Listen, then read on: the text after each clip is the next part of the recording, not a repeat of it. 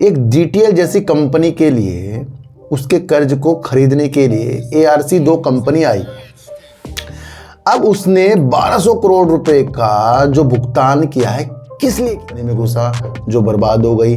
मैं ऐसी कंपनी में घुसा जो डीलिस्ट हो गई। मैं यस बैंक में घुसा उस वक्त, पर जब मैं उसमें कार्य कर रहा था, पीसी जदर को भगाएंगे, वो अपने हिसाब से आइडिया भगाएंगे, वो अपने आप से इन दोनों कंपनियों को गिराएंगे, वो अपने हिसाब से अलग अलग नीतियों को लाएंगे, वो अपने हिसाब से अलग अलग चीज़ें आएंगी, वो अपने हिसाब से। यहाँ तो बहुत बहुत अच्छा होता है। और देखना कि जो नया बंदा होगा, जो भी नया व्यक्ति शेयर बाजार में कूदेगा, वो हमेशा पेनी स्टॉक की तरफ घुसेगा। मेरी वीडियो में कमेंट आते हैं तो मुझे कुछ ना कुछ उस चीज़ के लिए करना पड़ता है।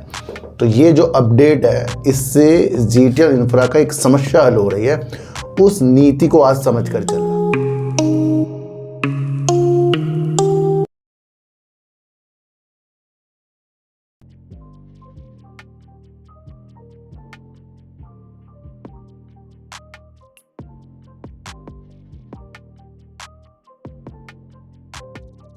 नमस्कार, मैं स्वागत करता हूं आपका अपने ही चैनल पर जिसका नाम है सार्थक बाजार से।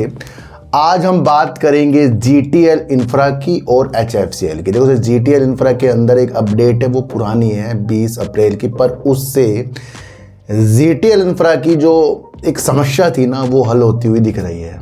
उस न्यूज को आज हम समझ कर चलेंगे, क्योंकि जीटीएल इंफ्रा ने 14 साल का वनवास जो है उससे ज़्यादा भी लोगों को परेशान कर रखा। एक ही रेंज में जीटीएल इंफ्रा का शेयर घूम रहा है, और एक वक्त में ये टावर में नंबर 1 कंपनी थी और शेयर इसका काफ़ी ऊपर था।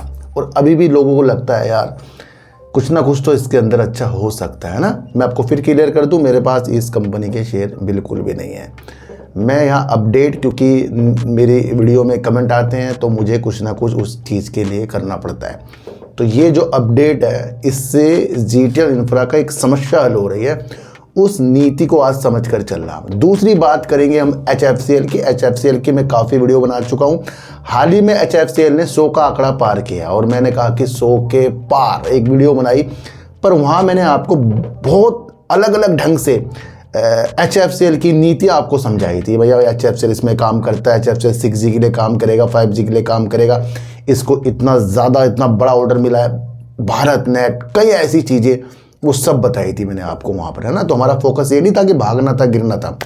हुआ क्या कि अगले दिन एचएफसीएल का शेयर गिर गया और वो 100 से फिर नीचे आ गया। तो फिर लोगों ने कमेंट कर दिया, सर इसमें तो आपने वीडियो बनाई थी। भैया का वीडियो बनाने का माध्यम भागना गिरना बिल्कुल भी नहीं है।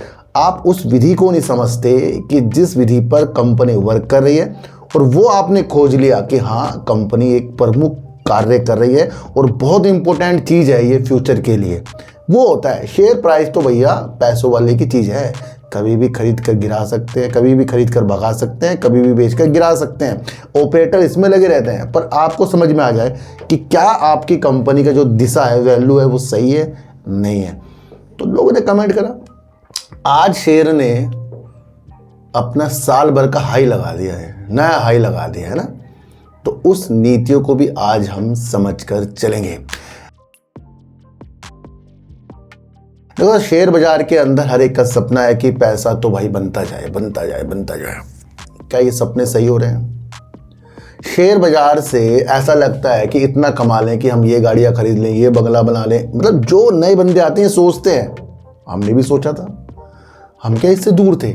हम भी यही सोच रहे थे कि जब हम 2020 की एंड में हमने कुछ चीज़ें शुरू करी तो कुछ ऐसी दिशा दिखी कि भैया ये तो बहुत अच्छी चीज़ है, यहाँ तो बहुत बहुत अच्छा होता है। और देखना कि जो नया बंदा होगा, जो भी नया व्यक्ति शेयर बाजार में कूदेगा, वो हमेशा पेनी स्टॉक की तरफ घुसेगा। देख लेना, मैं भी घुसा, मैं जीटीएल इंफ्रा में घुसा, मैं कहीं ऐसी कंपनी में घुसा जो बर्बाद हो गई, मैं ऐसी कंपनी में घुसा जो डीलिस्ट हो गई, मैं यस बैंक में घुसा उस वक्त। पर जब मैं उसमें कार्य कर रहा था तो मुझे यस बैंक ने भी प्रॉफिट दिया था और कंपनियों भी प्रॉफिट दिया था। मुझे सपने आ गए कि भैया यहाँ तो पैसा बनता है। मैं सोच रहा हूँ मैं अपना पहला काम छोड़ दूँ, मैं ये छोड़ दूँ, मैं तो बस इसी में लग जाऊँगा। मेरे सपने आ रहे ऐसे ऐसे। 6 महीने बाद ही भ्रम दूर हो गया जब एक कंपनी मैंने जो खरीदी वो डीलिस्ट हो गई। फिर मैंने सोचा कि ये बाज़ार वैसा नहीं है जैसा हमें दिखता है। तो फिर हमने खोज करी, फिर हमने देखा कि यहाँ छोटी कंपनी हो बड़ी कंपनी हो, ऑपरेटर दाव लगाकर साइड में बैठते हैं। वो अपने हिसाब से पीसी जदर को भगाएंगे, वो अपने हिसाब से आइडिया भगाएंगे, वो अपने आप से इन दोनों कंपनियों को गिराएंगे, वो अपने हिसाब से अलग अलग नीतियों को लाएंगे, वो अपने हिसाब से अलग अलग चीज़ें आएंगी, वो अपने हिसाब से वो सब कुछ करेंगे जहाँ पर हमें एक लालच पैदा होता है और हम किसी शेर के अंदर घुस जाएं और बाद में वो झोला उठाए और वो निकल जाए। वो सब करते हैं ऑपरेटर, पर शुरुआती तौर पर ऐसा लगता है कि पेनी स्टॉक ही सब कुछ हमारे लिए हो गया। तो ये भ्रम टूट गया हमारा, और यही भ्रम तोड़ने के लिए मैं हर बार पेनी स्टॉक में वीडियो तो बनाता हूँ, पर वहाँ पर आपको वो चीज़ें भी समझा देता हूँ कि भैया हमें इससे अलग होकर चलना है और अच्छी अच्छी कंपनियों में दांव लगाना है। तो जब आपकी दिशा अच्छी होगी बहुत बेहतर होगी। तो नए व्यक्ति सपने शुरू में देखते हैं, सपने टूटते भी हैं, उनमें हम भी हैं। तो सपने ज़रूर देखने चाहिए, और शेयर बाज़ार में जो सपने टूटते हैं फिर उस सपने को जोड़ने के लिए उससे भी बेहतर वर्क आपको करना पड़ेगा। यहाँ एनालाइज का काम है। जितनी जल्दी आप एनालाइज चीज़ करनी सीख जाओगे कि जो चीज़ भाग रही है असल में वो सही नहीं है, और जो चीज़ गिर रही है असल में वो ख़राब नहीं है। तो जब इसका आपको एक चीज़ करनी आ जाएगी, हाँ ये अलग है, तो आप बच जाओगे। देखो सर क्या होता है, कभी एक शेर है, वो छोटा शेर है, वो भाग रहा है। अब वो भाग रहा है तो उस वक्त तो आपकी एनालाइज हो रही है, बढ़िया मज़ा आ रहा है, बहुत अच्छा है, ये तो भाग रहा है। जब तक के वो भाग रहा है तब तक के मुस्कान हमारे चेहरों में है, और जब वो गिरना शुरू हुआ, जब उसके अंदर हम फंसने शुरू हुए, तो हम वो चीज़ भूल गए कि जब वो भाग रहा था हम बहुत खुश हो रहे थे। हम कह रहे हम कहाँ फंस गए। तो जब भागती हुई चीज़ को खुद ही पहले समझना है, गिरती हुई चीज़ को खुद ही बाजार के अंदर समझ कर चलना है। आज ये शिक्षा लेकर जाओ, सपने छोड़ो, यहाँ पर एनालाइज पर वर्क, और देखो कि कौन सा ऑपरेटर आपको किस दिशा में ले जा रहा है। यहाँ तो न्यूज़ भी फेक आ जाती है जी, न्यूज़ भी फेक आ जाएंगी, आप सोचोगे यार सब कुछ अच्छा हो रहा है।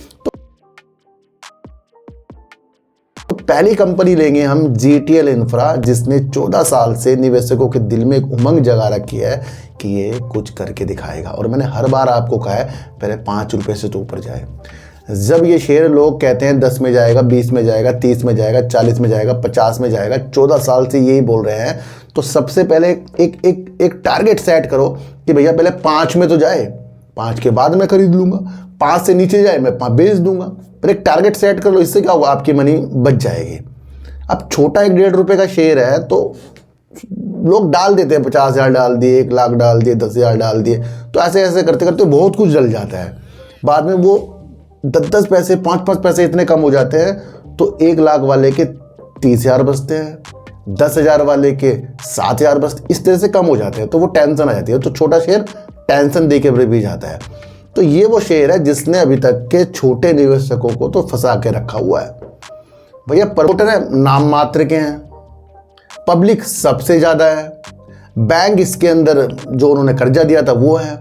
तो बहुत उलझनों में GTL इंफ्रा है, और इस वक्त टावर लगाने की मुहिम छिड़ रही है, चाहे वो BSNL हो, वोडाफोन आइडिया हो, एयरटेल हो, जियो हो, सब अपने विस्तार की नीतियों को बढ़ा रहे हैं। और उसके बावजूद भी GTL इंफ्रा ने एक सपना जो दिखाया था कि 4G आ जाएगा, 5G आ जाएगा, मैं बहुत अच्छा कर दूंगा, तब से ये शेयर जो है नीचे की तरफ ही आपको दिख रहा है।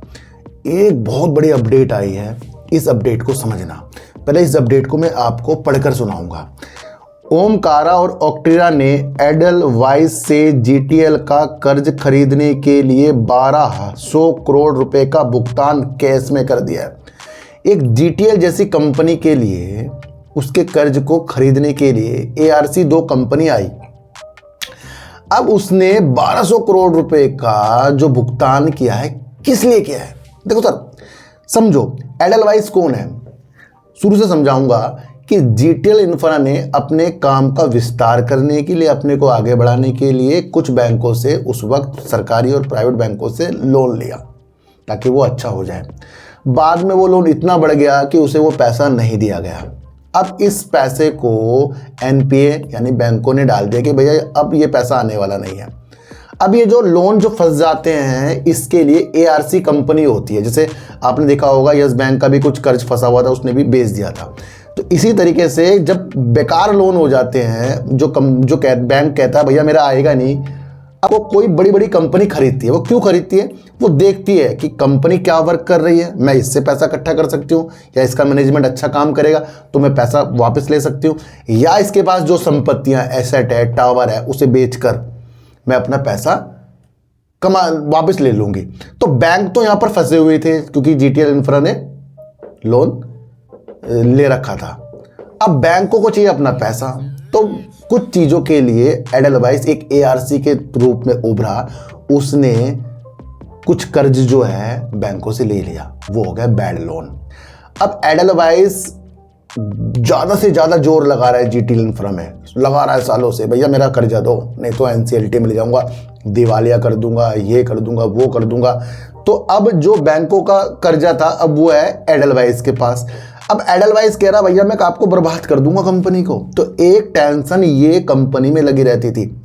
अच्छा, अब क्या हुआ? 20 अप्रैल, ये इंपोर्टेंट न्यूज क्यों है? क्योंकि 20 अप्रैल 2026 को दो कंपनियां निकली जो बड़ी कंपनियां हैं, जो एआरसी, जो बैड लोन लेने के लिए वर्क करती है, जो बैड लोन लेने के लिए वर्क करती है, जो एनपीए हो जाते हैं उसको खरीदती है। तो उसके अंदर दो कंपनी आई जो मैंने आपको भी बताया कौन कौन सी, ओमकार और ऑक्ट्रिया ने एडेलवाइस से 1200 करोड़ रुपए का ये नगद भुगतान कर लिया। इससे क्या होगा? इससे दो दिशा होगी। एक तो एनसीएलटी की तरफ कंपनी जाने से बच जाएगी क्योंकि एडेलवाइस ली जा रहा था। अब एडेलवाइस का इस कंपनी से कोई मकसद नहीं है। अब ये दो कंपनियों ने क्या ऐसा देख लिया कि जीटीएल इंफ्रा के अंदर उसको अपनी स्थितियां बहुत मजबूत दिख रही। या तो वो क्या करेगा, कंपनी के काम से पैसा लेगा, या फिर वो इनकी संपत्ति को बेचेगा। तो अब यहां एडेलवाइस की जो तलवार थी, जो एनसीएलटी पर ले जाने वाली थी, दबाव वाली थी, वो ले गया। अब ये समझो कि जो दो ये कंपनियां आई है, इसने 1200 करोड़ रुपए नगद में दिए, तो उसे कंपनी में क्या दिखा? तो एक दिशा दिखा रहा है कि क्या पता कुछ चीजें जीटीएल इंफ्रा में इन दो कंपनी को अच्छी दिख रही हो। तो ये आप समझ सकते हैं, इससे एक चीज हल हो रही है। आप इसको बहुत बेहतरीन तरीके से समझ सकते हैं। तो सबसे पहले मैं आपको एक चीज और बताऊं, अगर कोई नई कंपनी जैसे ऑक्ट्रिया जैसे ये ग्लोबल फर्म है 1200 करोड़ रुपए नगद देकर खरीद रही है, तो इसका मतलब है कि उन्हें उम्मीद है कि जीटीएल इंफ्रा के टावर बिजनेस से भविष्य में इसकी कहीं ज़्यादा पैसा कमाया जा सकता है। ये एक निवेशकों के लिए रोचक तथ्य आ गया कि जहां एक तलवार थी एनसीएलटी वाली, वो हटती जा रही है ना। तो अब लेनदार जो है इसके लेना था, अब उससे टेंशन नहीं है क्योंकि अब ये दो जो नई कंपनी आई है इन्होंने बैड लोन ले लिया। तो एक तरह से ये स्थितियां बहुत बेहतर हो चुकी है। थोड़ा सा एडेलवाइस के अगर बारे में बताऊं तो भारत की एक प्रमुख फाइनेंस सर्विस कंपनी है ये पैसे के लेन देन, निवेश और कर्ज के प्रबंधन का काम पर, कर्ज मतलब किसी कंपनी ने कर्ज, भी आपको मैंने बताया किसी कंपनी ने किसी से कर्ज ले लिया, वो कर्ज डूब रहा है तो उससे कर्ज खरीदना है कम पैसों में, उससे ये पैसे कमाती है, जैसे बैड लोन हो गया आपको। तो अब एडेलवाइस का जीटीएल इंफ्रा के ऊपर कोई भी टेंशन तलवार नहीं है। अब ये दो जो नई कंपनी आई है ये इसको बहुत बेहतर कर सकती है। तो ये एक माध्यम था जहां जीटीएल इंफ्रा 14 वर्ष के वनवास से शायद धीरे धीरे हट सकता है। पर मैंने आपको क्या कहा, या तो जीटीएल इंफ्रा अच्छा कब वर्क करेगा, उसके टावरों से अच्छा पैसा बनेगा, तो तब ये कंपनी को फायदा हो सकता है जो दो कंपनी ने लिया है, और नहीं होगा तो फिर यही कंपनी इसकी संपत्ति को आगे बेच भी सकती है। क्योंकि भाई एडेलवाइस को अगर इन्होंने पैसा नहीं दिया तो इनको तो देना पड़ेगा, अगर इनको भी नहीं दिया तो फिर ये क्या करेंगे, दिवालिया मिल जाएंगी। तो कुछ मोहलत जो है जीटीएल इंफ्रा को अपने में सुधार करने के लिए मिल गया है। पर अभी ये 20 अप्रैल की न्यूज है, तो इसका मतलब क्या है, जल्दबाजी में इसे टेंशन नहीं देंगे, अभी समझेंगे कि कंपनी क्या है, जीटीएल इंफ्रा और अच्छा वर्क कर सकती है। तो एक रास्ते क्या है जीटीएल इंफ्रा के लिए खुल गए हैं। तो मैं आपको फिर बता रहा हूं, मैं इस कंपनी से मेरा कोई लेना देना नहीं है, पर अगर निवेशित कुछ लोगों को ये चीज़ नहीं समझ में आई कि जो जीटीएल इंफ्रा के साथ अब हो गई है, तो फिर क्या फिर आप बाजार में काम कर रहे हो। तो ये न्यूज आपको समझनी कि एडेलवाइस की जो तलवार थी अब जीटीएल इंफ्रा से हट चुकी है। तो ये बहुत अच्छी न्यूज़ है जो आप समझकर चल सकते हैं। देखो सर, अब हम बात करेंगे एचएफसीएल की। एचएफसीएल ने आज अपना साल भर का जो हाई था उसको ऊपर चला गया है, मतलब कि साल भर से अच्छा वर्क कर लिया है HFCL में, वो तब जब लगातार शेयर भाग रहा है। अच्छा, HFCL जो वर्क करता है क्या उसकी वैल्यू है भैया? ऑप्टिकल फाइबर की क्या 5G के लिए या 6G के लिए 4G के लिए या इंटरनेट की सुविधा को अच्छा करने के लिए क्या उसकी वैल्यू है? तो आप कहोगे वैल्यू है, तो आपको वैल्यू समझनी है। दूसरा, भारत नेट जो इतना बड़ा प्रोजेक्ट है उसके लिए वर्क कर रहा है, क्या वैल्यू है? वैल्यू है उसकी 1300 करोड़ रुपए करीब का, जो इसकी सहायक कंपनी को एक ऑप्टिकल फाइबर में एक बहुत बड़ा ऑर्डर मिला। तो क्या इसकी दिशा ये छोटी दिखा रहा है, बड़ी बड़ी दिखा रहा है? डिफेंस सेक्टर में रडार हो, अलग अलग नीतियां हो, उसके लिए कंपनी वर्क कर रही है। तो क्या ये छोटा वर्क है? ये भी बहुत अच्छा है। यही वो कंपनी है जिसे PLI स्कीम के लिए भी चीजें मिल चुकी है। तो आज हम इस कंपनी का फिर से एनालाइज करेंगे, क्योंकि आज ये टॉप पर शेयर जा चुका है। 2024 में कंपनी का अगर हम हाई देखें तो उस वक्त कंपनी का हाई 160 से ऊपर का था। तो 160 का ऊपर इस अच्छी कंपनी का भी रेट जा चुका है 2024 में, और उसके बाद ये कितना नीचे भी आया। तो यानी कि अच्छी कंपनी भी फंसा देती है, माइंड में आपको ये लेकर चलना है। सबसे पहले आपको समझना, थोड़ा सा बीच में बताऊं, 30 अप्रैल को इसका एक रिजल्ट आने वाला है जो बचकर चलना है। भारत के अंदर अगर हम देखें तो तीसरे नंबर पर ये कंपनी आती है जो बेस्ट वर्क टेलीकॉम सेक्टर में करती है, और GTL इंफ्रा जो है वो आपको पता है 7वें नंबर पर आती है। दूसरा अगर मैं आपको बताऊं तो प्रमोटर इसके अंदर से 28% है, जो काफ़ी कमी है, ये आप समझ कर चलना। FIs ने अपनी होल्डिंग को घटाया है, DIS ने भी अपनी होल्डिंग को घटाया है। पब्लिक कंपनी के अंदर 56% है। देखो सर, भले ही ये शेयर भाग रहा हो, भले ही ये शेयर सब कुछ अच्छी वर्क कर रहा हो, पर हमें बीच बीच में अपने को संभाल कर भी चलना है। अभी 56% पब्लिक सारी करोड़पति नहीं बन सकती। मैंने आपको कई बार कहा है कि बिजनेस मॉडल अच्छा होना, बिजनेस का कार्य अच्छा करना, आगे की दिशा अच्छी करना, इस बात की पुष्टि नहीं है कि ये सब पब्लिक को ये माला माल कर देगी। जब पब्लिक किसी कंपनी से हल्के हल्के कम होती है और शेयर प्राइस हल्के हल्के ग्रोथ करता है, तो वो होता है एक पॉजिटिव संकेत। और जब पब्लिक बढ़ती जाती है, प्रमोटर कम होते जाते हैं, FIs कम होते जाते हैं, DIs कम होते हैं, भले ही कंपनी अच्छा वर्क कर रही हो, तब ये हो जाता है कुछ लोगों के लिए निगेटिव। तो ये दिशा आपको बनानी पड़ेगी। तो क्या है इसके अंदर, भले ही ये बहुत तेजी दिखाए आपको, मेरे तो ये फेवरेट शेयर मैं आपको बताऊं, भले ही ये बहुत आपको तेजी दिखाए, पर ये 56% जो पब्लिक है, इस पर आपकी हमेशा हर क्वार्टर पर नज़र रखनी बहुत ज़रूरी है। ये भी आपको मुझे बताकर चलना था। तो थोड़ा थोड़ा चीज़ें होती हैं कि ये चीज़ आप समझ सकते हैं। 2024 में भी कंपनी ने जो हाई लगाए थे उसके कुछ मायने थे। किस तरीके से 5G का उस वक्त रोल आउट की स्थितियाँ पैदा हो रही थी, भारत में 5G इंफ्रास्ट्रक्चर और ऑप्टिकल फाइबर की बढ़ती डिमांड थी। ये देखो कि जब जब भागा तो वहाँ तब तब क्या क्या चीज़ें हो गई थी। और PLI स्कीम सरकार की तरफ से भी इंसेंटिव की स्थितियाँ बताई जा रही थी। एक्सपोर्ट ऑर्डर, कंपनी को यूरोप और अमेरिका जैसे बाजारों से बड़े ऑर्डर्स मिलना शुरू हो गए थे उस वक्त 2024 में, तब इसका 160 रुपये का हाई था। फिर धीरे धीरे धीरे कंपनी चाहिए। अब क्यों ये इतनी तेजी के संकेत है? देखो सर, 1366 करोड़ का ऑर्डर जो इसकी एक सहायक कंपनी को मिला, एक इसकी प्रोग्रेस की स्थितियां दिखा रहा है। दूसरा, 24 अप्रैल को इनकी एक EGM मीटिंग थी जहां 555 करोड़ रुपए वारंट जारी करके जुटाने थे, जिसको शेयर धारकों की 99.39% की मंजूरी दी गई। ये फंड कंपनी के विस्तार में मदद करेगा। तो ये इसकी एक तेजी का संकेत है। मजबूत ऑर्डर बुक, कई हजार करोड़ों में इसकी अच्छी खासी ऑर्डर बुक है। तो ये आप समझकर चल सकते हैं। तो ये मुख्य 3 कारण थे जो इसकी तेजी के कारण अब ये टॉप पर जाने के लिए बने हैं। दूसरा, 30 अप्रैल को इसका एक रिजल्ट आ रहा है, वो भी मैं आपको बताऊं फोकस में रहने वाला है HFCL का। और HFCL फिर बता रहा हूं 6G के लिए बहुत अच्छा वर्क करेगा। वो भी आया नहीं है, पर उसके लिए इसने पहले ही कमर कस रखी है। तो ये HFCL की कहानी है, जहां आपको मैंने एक चीज़ फोकस करने के लिए बताई है। काम सब कुछ अच्छा होता है। देखो सर, क्या होता है कि जब ये शेयर 160 में गया तो फिर 300 में क्यों नहीं गया? सोचो कि जब सब कुछ अच्छा है, मेरे लिए तो अच्छा ही यही है, पर मैं आपको एक चीज़ सिखा रहा हूँ कि जब किसी शेयर ने टॉप लगाए तो वो डबल तिबल क्यों नहीं हुआ जब उसका काम बेहतर ही चल रहा है? क्यों? पब्लिक शेयर बाजार में से देखना बहुत कम कमाती है। पब्लिक शेयर बाजार में बहुत ज़्यादा फंसती है।